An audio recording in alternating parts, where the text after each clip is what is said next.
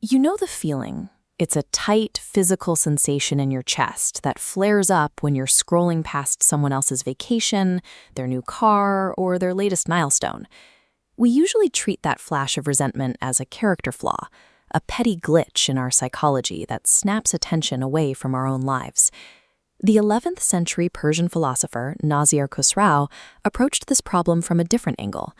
In his text, Khwan al-Akhwan, or Table of the Brethren, he argued that envy represents a mathematical misunderstanding of how reality is structured. He believed we suffer because we confuse two distinct architectures of existence. This diagram represents Khusraw's material realm. It is a finite, zero-sum environment. In this closed system, visible wealth naturally breeds jealousy. Because total resources are capped, if someone else gets a larger piece of the pie, yours mathematically shrinks. Their gain equals your loss. Khusraw contrasted that with the celestial realm, the world of intellect, knowledge, and spiritual reward. This economy follows different physics. Here, resources are infinite sum. When knowledge or joy is shared, it multiplies. One person possessing wisdom doesn't subtract from your ability to acquire it. Without scarcity, the mechanics of jealousy cease to function. The pain of envy reveals a technical mismatch.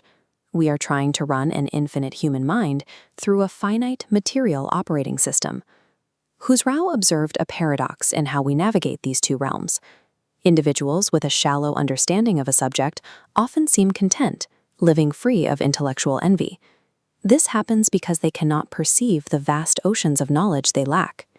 Because their mental horizon is close to their own faces, they assume they've figured out the entire universe.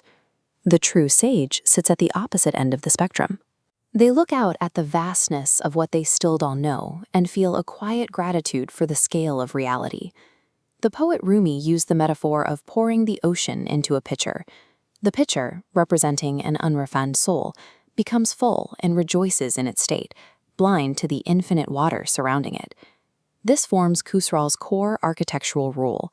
The size, purity, and refinement of your soul's vessel dictates the limit of your happiness and spiritual reward. We can track this idea regarding the capacity of the soul throughout Western thought. Plato described it in his allegory of the cave, pointing out that chained prisoners find satisfaction in celebrating mere shadows on a wall. In the 19th century, John Stuart Mill identified a similar tension. He wrote, "It is better to be Socrates dissatisfied than a fool satisfied." Friedrich Nietzsche diagnosed the shadow side of this condition as resentment. He saw it as the reactive envy of those who feel powerless, contrasting it with the overflowing joy of a realized spirit. Earlier, the Neoplatonist Plotinus argued that the universe drips with divine light. He theorized that a soul can only reflect that light if it has been polished and stripped of material obsession. If you're interested in how we construct our reality, like this video, leave a comment, and subscribe to the channel. Across these traditions, Khusraw's premise holds. The ultimate bottleneck to human joy remains the restricted capacity of our own perception. The Zhuangzi, an ancient Taoist text, offers a parable about this restricted capacity. It tells of a frog living at the bottom of a shallow well. Looking up at a tiny circle of sky, the frog is convinced his dark puddle is the sum total of existence. When a sea turtle describes the boundless Eastern Ocean, a body of water 1,000-year drought wouldn't affect, the frog is paralyzed.